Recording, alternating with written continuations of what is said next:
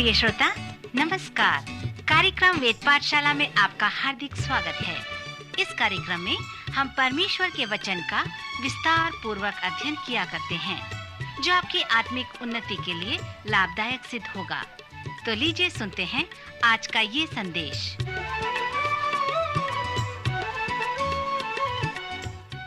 नमस्कार श्रोता मित्र, वेद पाठशाला की अगली कक्षा में आपका स्वागत है।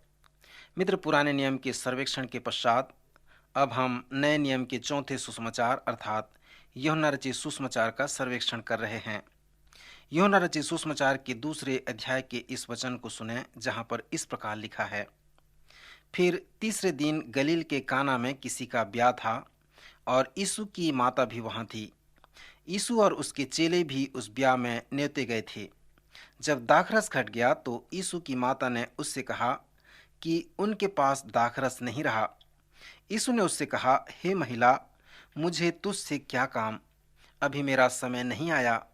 उसकी माता ने सेवकों से कहा, जो कुछ वह तुमसे कहे वही करना। सो वहाँ पर पत्थर के 6 मटके धरे थे, जिनमें 2-2, 3-3 मन पानी समाता था। यीशु ने उनसे कहा, मटकों में पानी भर दो। सो उन्होंने उन्हें मुहामुह भर दिया। तब उसने उनसे कहा, अब निकाल कर भोज के प्रधान के पास ले जाओ। वे ले गए।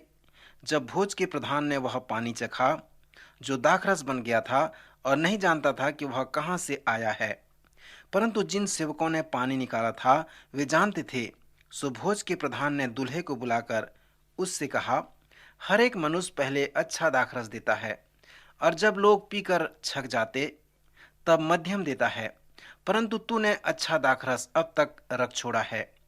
यीशु ने गलील के काना में अपना यह पहला चिन्ह दिखाकर अपनी महिमा प्रकट की और उसके चेलों ने उस पर विश्वास किया।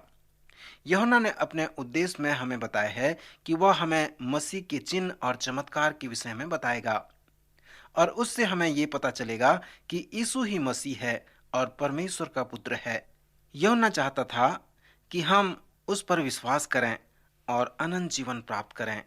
सर्वप्रथम यीशु एक ब्याह में बुलाए गए थे और जब वहां पर दाखरस घट गया तो यीशु ने पानी को दाखरस में बदल दिया। श्रोता, जैसे आप यूहन्ना के दूसरे अध्याय में आते हैं तो भौगोलिक पवित्रता को देखें और यीशु के प्रथम आश्चर्य कर्म पर ध्यान करें। यहाँ पर यीशु हमें क्या दिखाना चाहता है? आइए दूसरे स्तर में आएं, अर्थात उसके गहरे स्तर को देखें। यहाँ पर वास्तव में यूहन्ना कह रहा है, पवित्र शास्त्र में दाखरस आनंद का चिन्ह है। यह कहानी एक सुंदर अलौकिक कहानी है। सर्वप्रथम यह वो अलौकिक कथा है जिसे यूहन्ना ने कहा है और फिर बताने जा रहा है। यूहन्ना ने हमसे जो कहा है और जो कहने जा रहा है कि जब लोगों ने सही रूप से यीशु को प्रत्युत्तर दिया तो उनका नया जन्म हुआ, आत्मा से जन्म हुआ।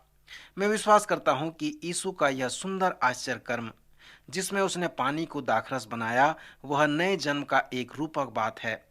नए जन्म होने में जो पहली सीढ़ी है वो मरियम के उन वचनों से प्रस्तुत किया गया है जिसमें उसने यीशु से कहा, उनके पास दाखरस नहीं रहा। रूपकात्मक रूप से यह इस प्रकार है कि उनके पास खुशी और आनंद नहीं रहा। यदि आप परमेश्वर के लोगों के इतिहास को जानते हैं तो आप ये भी जानते होंगे कि उनके पास आनंद नहीं था और प्रथम कदम में वह हमें बता रहा है नया जन्म पाना।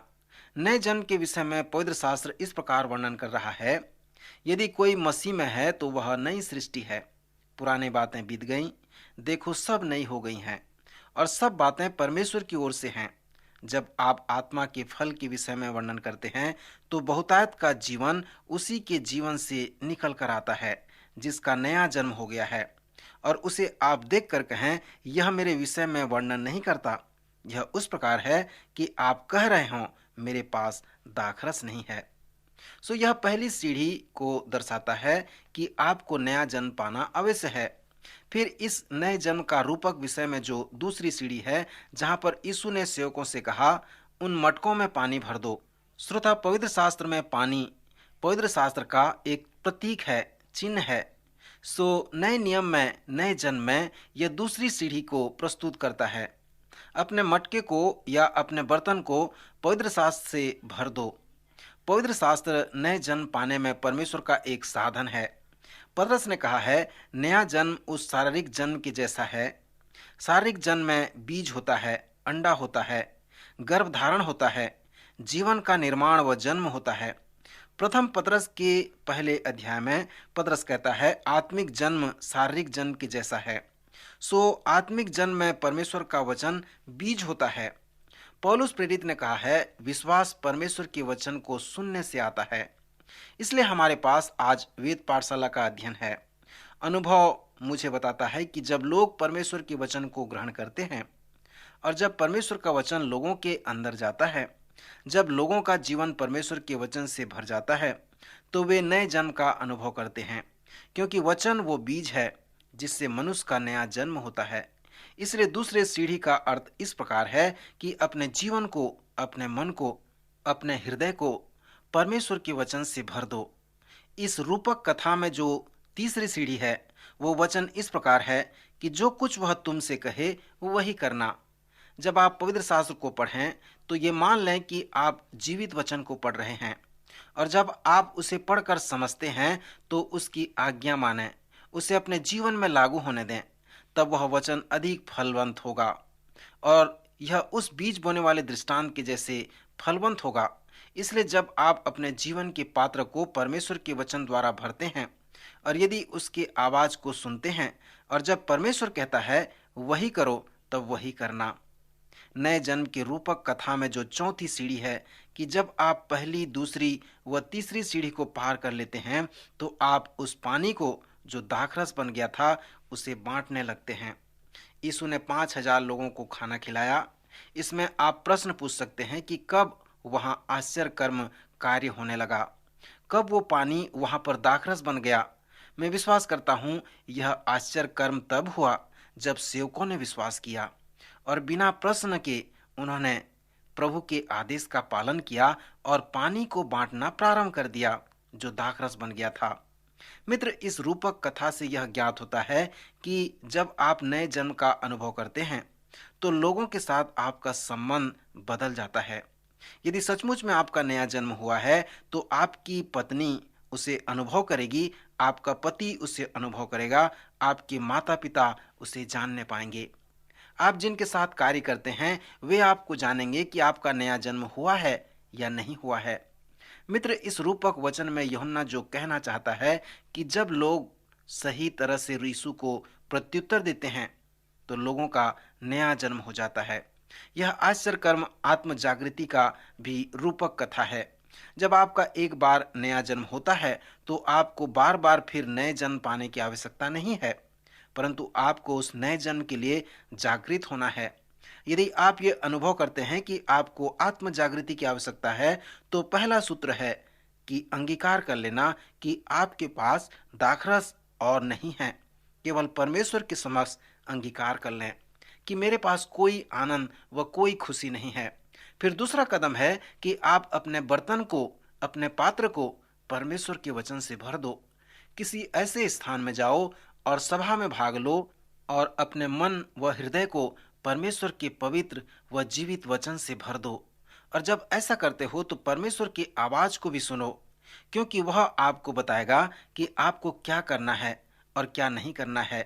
फिर परमेश्वर जो कुछ भी कहे उसका पालन करो, तब आप अपने जीवन में आत्म जागृति को अनुभव करने पाओगे। फिर चौथी जो सीढ़ी है कि परमेश्वर से कहें कि वह आपको उपयोग करे ताकि आप दूसरों के लिए आशीष का कारण बन जाएं। श्रोता, यदि आप इन चारों सीढ़ियों को अपने हृदय में अपना लेंगे तो आप ये वर्णन करने पाएंगे कि मसीह में आपका जीवन नया हो गया है। परमेश्वर हमेशा कुछ साधारण कार्य से असाधारण कार्य करता है। उसने पानी को दाखरस बनाया। यहाँ पर इस आश्चर्य कर्म में जो तुरंत चिन्ह प्रकट हुए, तब चेलों ने प्रथम बार उस पर विश्वास किया।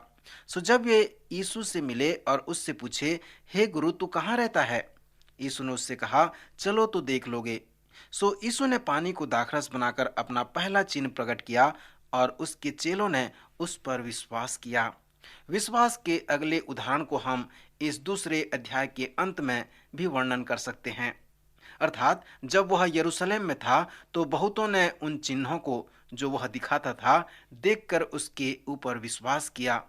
विश्वास के विषय में यहाँ पर रोचक अध्ययन है। लिखा है कि यीशु ने अपने आप को उनके भरोसे पर नहीं छोड़ा, क्योंकि वह सबको जानता था। वह मनुष्य के मन को जानता था कि उसमें क्या है। सो उसने अपने आप को उनके भरोसे पर नहीं छोड़ दिया। सो यहाँ पर हम विश्वास को देखते हैं। यहाँ पर विश्वास में दो प्रकार के मार्ग हैं। मेरे पीछे हो लो और मैं तुम्हें बनाऊंगा। उसके पीछे चलने के लिए आप अपने आप को समर्पित करते हैं और वह आपको कुछ बनाने के लिए समर्पण करता है। इस दूसरे अध्याय में यीशु मंदिर को शुद्ध भी करते हैं, जो अन्य सुसमाचारों में भी पाए जाते हैं। धार्मिक अगुवे अर्थात शास्त्री व फरीसी उससे चिन्ह देखना चाहते थे। यीशु ने उन्हें उत्तर दिया कि इस युग के बुरे व व्यभिचारी लोग चिन्ह ढूंढते हैं। इस चिन्ह के सिवाय मैं तुम्हें और कोई चिन्ह नहीं दिखाऊंगा। इस मंदिर को ढा दो और मैं उसे 3 दिन में खड़ा कर दूंगा। इसमें वो अपनी देह के विषय में बातें कर रहा था। सो यीशु की मृत्यु हुई और वह 3 दिन में जी उठा। सो इस संदर्भ में यूहन्ना ने इस महत्वपूर्ण चिन्ह के विषय को हमें बताया है। श्रोता, जैसे मैं इस अध्ययन को समाप्ति पर हूँ, तो ये प्रश्न आपको पूछना चाहता हूँ कि क्या आप यूहन्ना के बताए गए इस चिन्ह पर ध्यान किए हैं?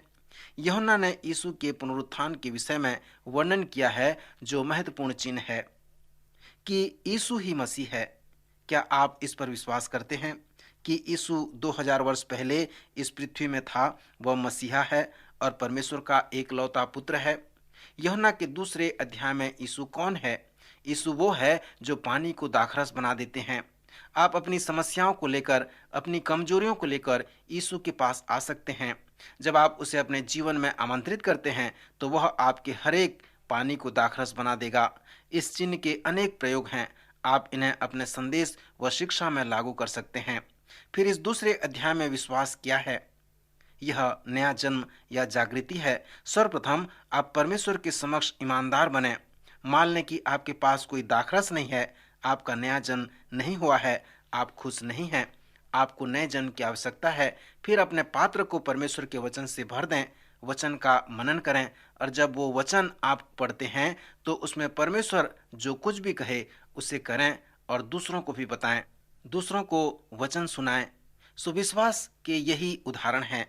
उस पर भरोसा रखें और अपने साधारण जीवन को उसे सौंप दें। वह आपके जीवन में असाधारण कार्य करेगा, आपको नया बना देगा और आनंद जीवन देगा। क्या आपने यीशु मसीह पर भरोसा रखा है कि वह आपके साधारण जीवन को बदल दे?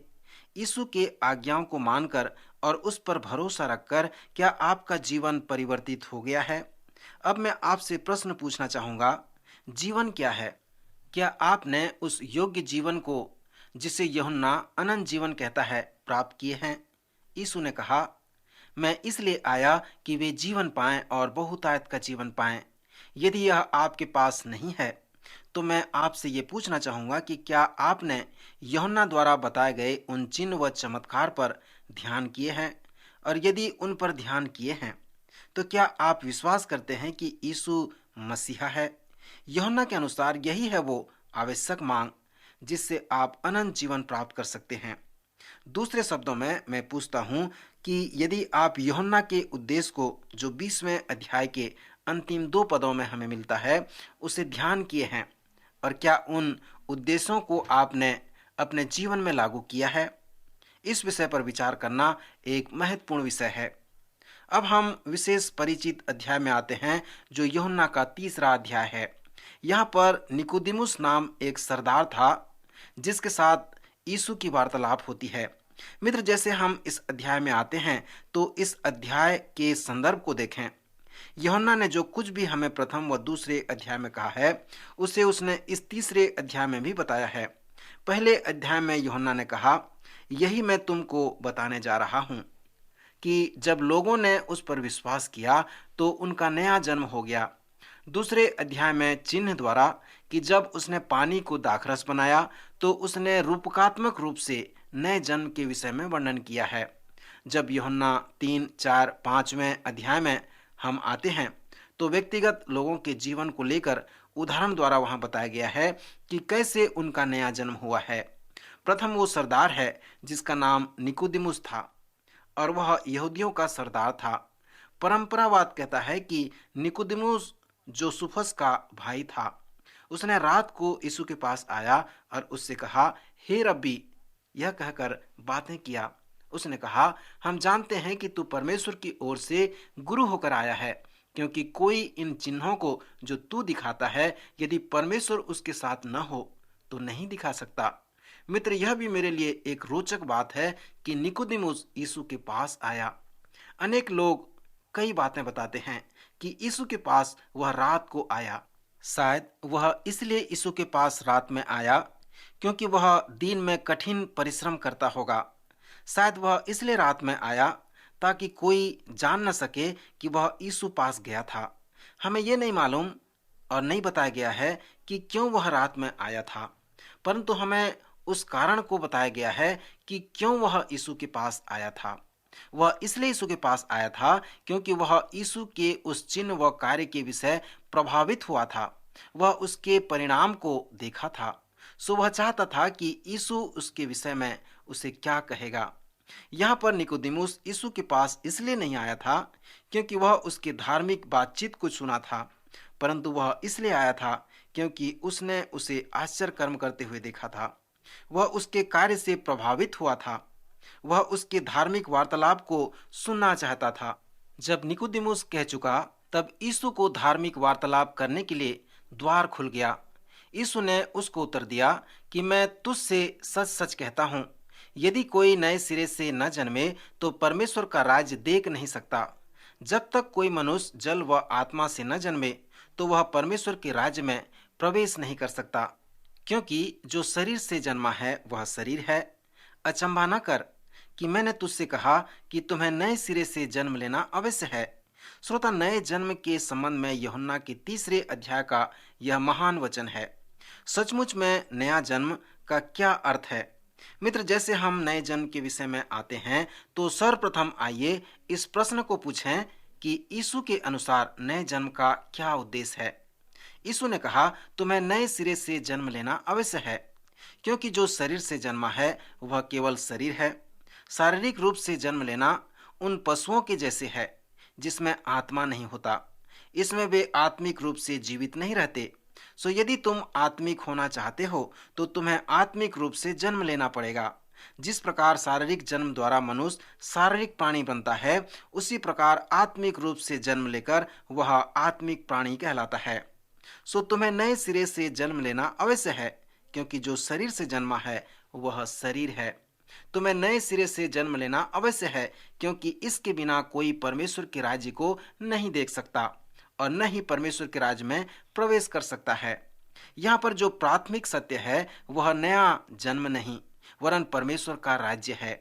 नया जन्म परमेश्वर के राज्य का प्रारंभ है और परमेश्वर का राज्य अंत है। सो अब परमेश्वर का राज्य क्या है?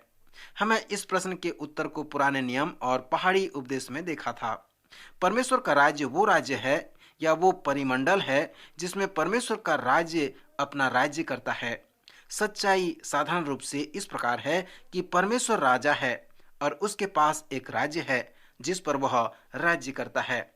सो यदि आप उसके प्रजा बनते हैं और वह आपका राजा बनता है तो आप उसके राज्य के एक भाग हैं। आप उसके राज्य को देख सकते हैं और उसमें प्रवेश किए हैं। कुछ कारणों से कुछ लोग विश्वास करते हैं कि परमेश्वर का राज्य वो स्वर्ग है जो मनुष्य मरने के बाद वहां जाता है। यहाँ पर यीशु व निकोदेमुस के वार्तालाप में हम देखते हैं कि जब तक आपका नया जन्म न हो, मरने के बाद आप स्वर्ग नहीं जाएंगे। जब तक आपका नया जन्म न हो जाए, आप परमेश्वर के राज्य को नहीं देख सकेंगे। पर एक और सच्चाई जो है कि जब आपका नया जन्म हो जाएगा तो इसी वक्त आप परमेश्वर के राज्य को देख सकेंगे और उसमें प्रवेश करने पाएंगे। जब आपका नया जन्म होगा तो यीशु आपका प्रभु हो जाएगा। आप परमेश्वर के राज्य को देखेंगे, यीशु के संबंध में प्रवेश करेंगे और वह आपका प्रभु व राजा बन जाएगा। कुछ वर्ष पहले एक प्राचीनों की सभा में मैंने उन्हें 2 प्रश्न पूछा था और उनसे कहा था कि वे मेरे प्रश्न को भली भांति समझें और उत्तर को लिखित रूप में पेश करें।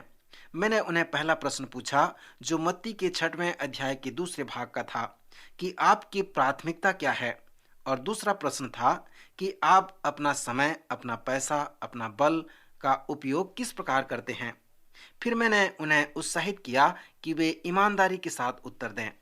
कुछ लोगों ने कहा कि मैंने अपने जीवन में पहली बार यह जानने पाया कि यीशु ने कहा है कि मेरे जीवन की प्राथमिकता उसे होनी चाहिए, परमेश्वर के राज्य को प्रथम स्थान होनी चाहिए। सो यही यीशु ने कहा। मैंने इसे कभी नहीं देखा था। फिर दूसरे प्रश्न के उत्तर में उनमें से अनेक लोगों ने कहा, मेरे जीवन का जो महत्वपूर्ण विषय है वो मैं, मेरी पत्नी, मेरे बच्चे और मेरी सुरक्षा है। जब उन्होंने उत्तर दिया तब मैंने उन्हें यूहन्ना के 3 अध्याय में ले गया और कहा, यीशु ने कहा है, जब तुम्हारा नया जन्म होगा तो तुम ये देखने पाओगे कि मैं तुम्हारा राजा होऊंगा। परमेश्वर तुम्हारा राजा होगा। जब तुम्हारा नया जन्म होगा तो तुम परमेश्वर की सहभागिता में प्रवेश करने पाओगे और वहां पर वह आपका राजा होगा। उनमें से अनेक लोगों ने कहा कि इस सच्चाई को वे कभी नहीं देखे थे। सो परमेश्वर के राज्य को देखना और उसमें प्रवेश करने का जो प्रथम प्रमाण है वो नया जन्म प्राप्त करना है। क्या आपके पास नए जन्म के इस प्रकार का अनुभव है या कोई प्रमाण है? उस व्यक्ति ने, जिसका नया जन्म हो गया था, इस सच्चाई को प्रकट किया कि परमेश्वर मेरा राजा है और मैं उसका प्रजा हूँ। सो नए जन्म का जो अर्थ है कि परमेश्वर की सहभागिता में प्रवेश करना और परमेश्वर को अपना राजा बना लेना। मित्र, यही बात यीशु ने निकोदेमुस से कहा था। निकोदेमुस ने यीशु से प्रश्न पूछा। उसने यीशु को 2 बार पूछा। उसका प्रश्न था, जब मनुष्य बूढ़ा हो गया तो क्यों कर जन्म ले सकता है? क्या वह अपनी माता के गर्भ में दूसरी बार प्रवेश करके जन्म ले सकता है? निकोदेमुस ने यीशु से यह भी पूछा कि ये बातें क्यों कर हो सकती है? यीशु ने उससे कहा, तू इस्राएलियों का गुरु होकर भी क्या इन बातों को नहीं समझता? जब मैंने तुझसे पृथ्वी पर की बातें कहीं और तुम प्रतीति नहीं करते, तो यदि मैं तुमसे स्वर्ग पर की बातें कहूं तो फिर क्यों कर प्रतीति करोगे? फिर उसने कहा, मेरे सिवाय कोई स्वर्ग पर नहीं चढ़ा और मेरे सिवाय कोई स्वर्ग से नीचे नहीं उतरा और मेरे सिवा और कोई स्वर्ग में नहीं।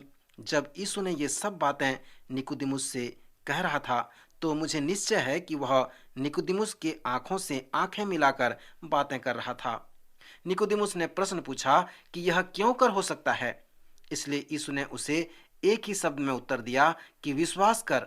फिर उसने निकोदेमुस को गिनती की पुस्तक को स्मरण दिलाया और कहा, जिस रीति से मूसा ने जंगल में सांप को ऊंचे पर चढ़ाया, उसी रीति से आवश्यक है कि मनुष्य का पुत्र भी ऊंचे पर चढ़ाया जाए, ताकि जो कोई विश्वास करे उसमें अनंत जीवन पाए।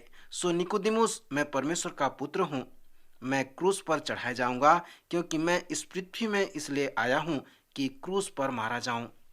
सो मैं परमेश्वर का एकलौता पुत्र हूँ। मैं परमेश्वर द्वारा एकमात्र उद्धार करता हूँ और एकमात्र हल व साधन हूँ। जो लोग विश्वास के साथ मेरी ओर ताकेंगे वे अनंत जीवन प्राप्त करेंगे। उनके पाप की समस्या दूर हो जाएगी, वे स्वतंत्र हो जाएंगे, उनके पास अनंत जीवन होगा। मित्र, नए जन्म के संबंध में निकोदेमुस के प्रश्न का यही उत्तर था। जब निकोदेमुस ने प्रश्न पूछा कि यह कैसे हो सकता है, तो यीशु ने कहा, विश्वास द्वारा। विश्वास का अर्थ क्या है? प्रत्येक अध्याय में यूहन्ना ने हमें कहा है और दिखाया है कि विश्वास का अर्थ क्या है। जिस प्रकार उन लोगों ने पीतल के सांप को देखा और सांप के डसने से वे ठीक हो गए, उसी प्रकार यीशु को क्रूस पर देखकर उस पर विश्वास रखकर आप परमेश्वर से कहें, परमेश्वर में विश्वास करता हूं कि यीशु तेरा एकलौता पुत्र है, एकमात्र उद्धार करता है, एकमात्र हल, एकमात्र साधन है।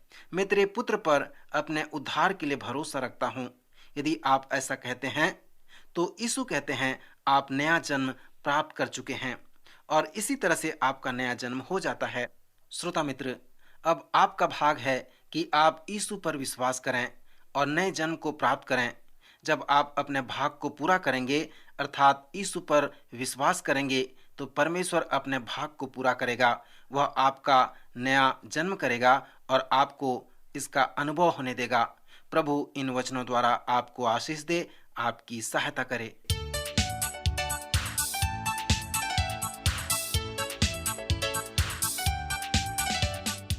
आज का कार्यक्रम सुनने के लिए हम आपको धन्यवाद देते हैं। श्रोताओ, आत्मिक विषय से संबंधित कोई सवाल आपके मन में है तो आप अपने सवालों का जवाब इस पते पर प्राप्त कर सकते हैं। हमारा पता है कार्यक्रम Ved Pathshala, radio Vishwavani, post box number 317, Lucknow 226001, Uttar Pradesh. पता एक बार फिर सुन लीजिए।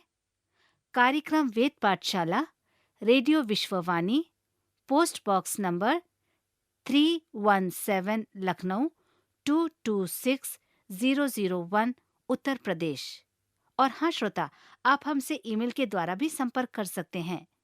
हमारी ईमेल आईडी है hindiembassy@radio.vv.org, hindiembassy@radio.vv.org।